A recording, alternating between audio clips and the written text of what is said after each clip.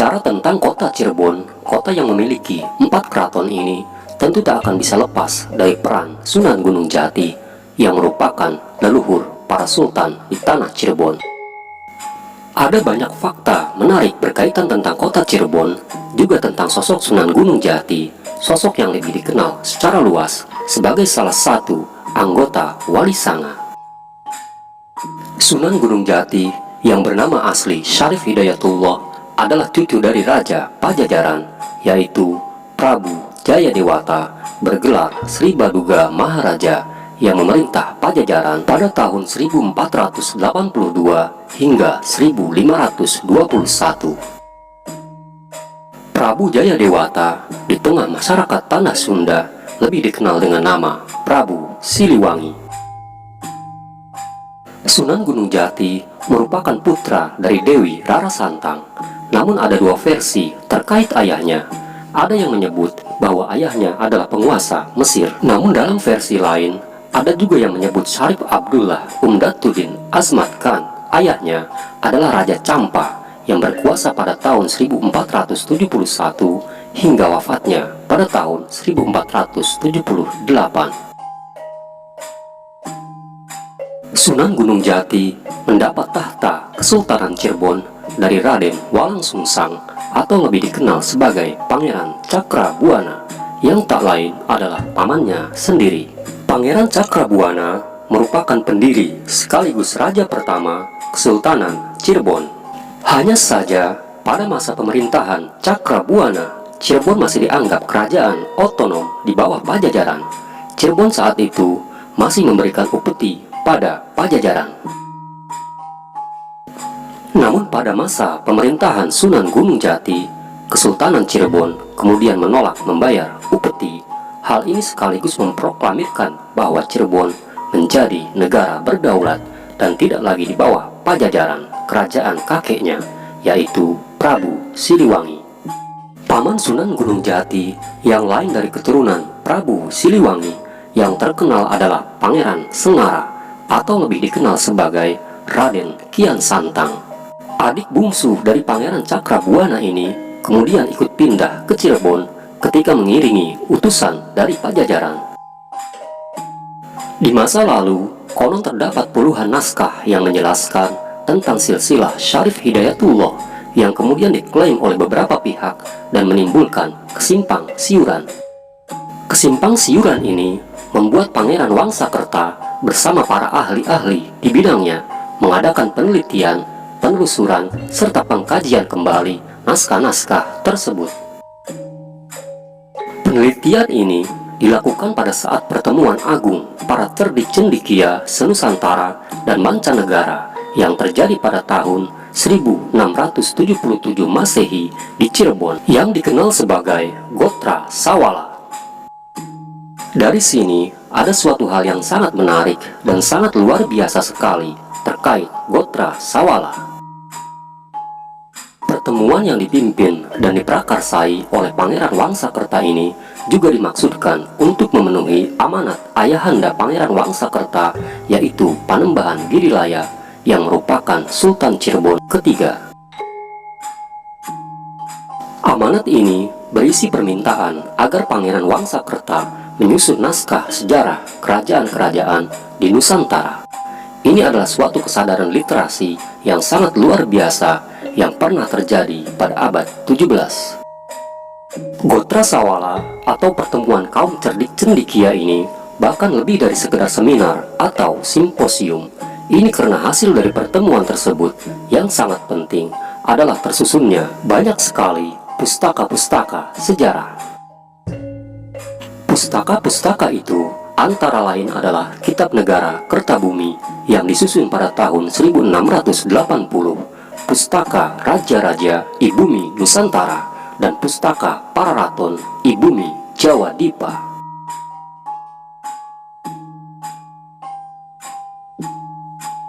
Naskah-naskah Wangsakerta yang tersimpan di Museum Sri Baduga menuai kontroversi dari para ahli sejarah. Keraguan ini antara lain dikarenakan isinya dianggap tidak umum sebagaimana naskah-naskah sezaman seperti Babad, Kidung, Tambo, Hikayat, dan beberapa faktor lainnya.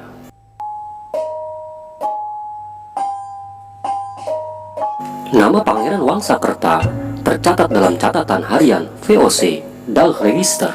Pangeran Wangsakerta tercatat sebagai keluarga keraton Cirebon yang lembut, cerdas, dan mempunyai kemampuan memimpin. Pangeran Wangsakerta sempat menjabat sebagai wali sultan atau sultan sementara. Ini dikarenakan Panembahan Girilaya, ayahandanya, tak pernah kembali ke Cirebon setelah diundang oleh Sultan Mataram, yaitu Amangkurat I. Undangan Amangkurat I ini rupanya adalah muslihat untuk menangkap Panembahan Girilaya. Raja Mataram Amangkurat I sebenarnya adalah mertua dari Panembahan Girilaya. Ini karena salah satu selir Sultan Cirebon ketiga ini adalah putri Amangkurat I. Tetapi konflik politik yang terjadi antara Kesultanan Banten dan Mataram yang dibantu kolonial Belanda atau VOC membuat posisi Cirebon menjadi sulit. Kesultanan Mataram menginginkan Cirebon mendukung semua kebijakan Mataram, termasuk rencana memerangi Kesultanan Banten. Di lain sisi, hubungan Kesultanan Cirebon dan Kesultanan Banten sejak awal adalah kerajaan yang memiliki ikatan darah. Ini karena Sultan Maulana Hasanuddin, Sultan pertama Banten, adalah putra Sunan Gunung Jati yang notabene juga leluhur Kesultanan Cirebon. Kerajaan Mataram sejak zaman Sultan Agung sebenarnya juga memiliki hubungan kekerabatan. Ini karena Sultan Agung menikahi putri Panembahan Ratu I, Sultan Cirebon kedua.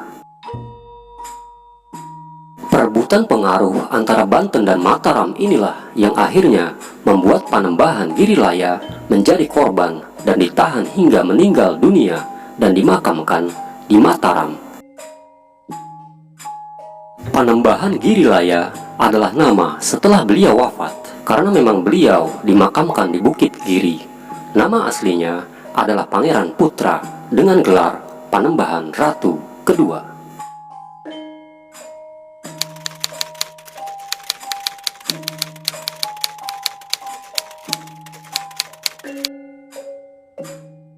Pasca keruntuhan tahta Amangkurat II akibat pemberontakan dan perpecahan, Sultan Ageng Tirtayasa, Sultan Banten ke-6, membawa pulang dua pangeran Cirebon yang dulu ikut ditahan di Mataram bersama Panembahan Girilaya.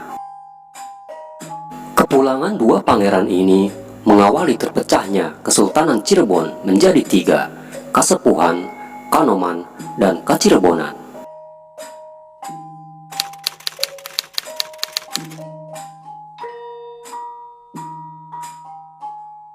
Kesultanan Banten yang pernah dipimpin oleh belasan raja mulai pertengahan abad ke-15 hingga awal abad ke-18, beberapa ahli sejarah, termasuk Husein Jayadiningrat, berpendapat bahwa Sunan Gunung Jati merupakan pendiri Kesultanan Banten.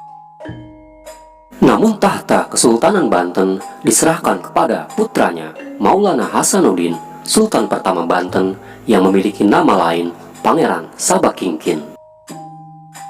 Maulana Hasanuddin diangkat menjadi sultan di wilayah Banten oleh ayahnya Syarif Hidayatullah atau Sunan Gunung Jati pada tahun 1552 Masehi.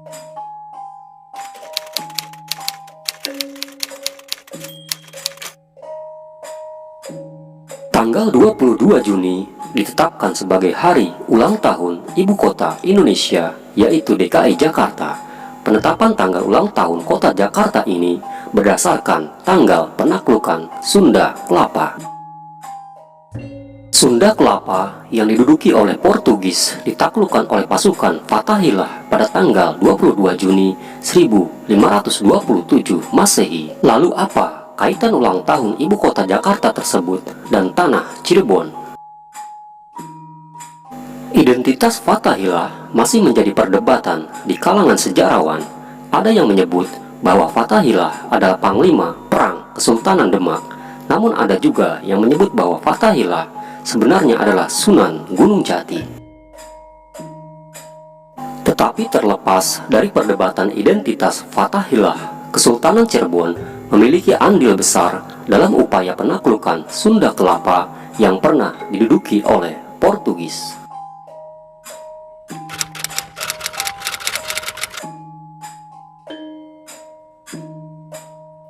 Sepeninggal Raden Fatah, kepemimpinan Kesultanan Demak digantikan oleh putranya, Pati Unus atau Pangeran Sabranglor. Pati Unus disebut menikahi putri Sunan Gunung Jati, yaitu Ratu Ayu. Sultan Demak kedua ini gugur dalam ekspedisi Malaka kedua melawan Portugis yang terjadi pada tahun 1521 Masehi. Perjuangan kemudian dilanjutkan dan akhirnya berhasil mengusir pasukan Portugis dari Sunda Kelapa pada tahun 1527 dipimpin oleh Fathahillah. Sunda Kelapa akhirnya berubah nama menjadi Jayakarta. Fakta lain yang menarik dari Sunan Gunung Jati, leluhur para sultan di tanah Cirebon, adalah salah satu istrinya yang merupakan seorang putri dari negeri Cina, yaitu Putri Ong Tin. Terlepas dari sejarah dan legenda yang simpang siur terkait kisah Putri Ong Tin, keberadaannya meninggalkan banyak jejak sejarah di Cirebon. Ini adalah salah satu bukti bahwa pada masanya Kesultanan Cirebon pernah terjadi interaksi budaya dan hubungan diplomasi dengan negara Tiongkok.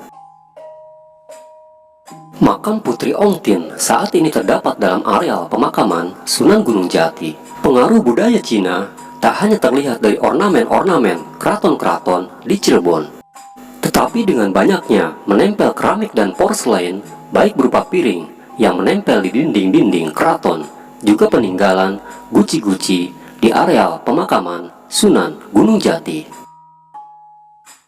Cirebon saat ini memiliki 4 keraton.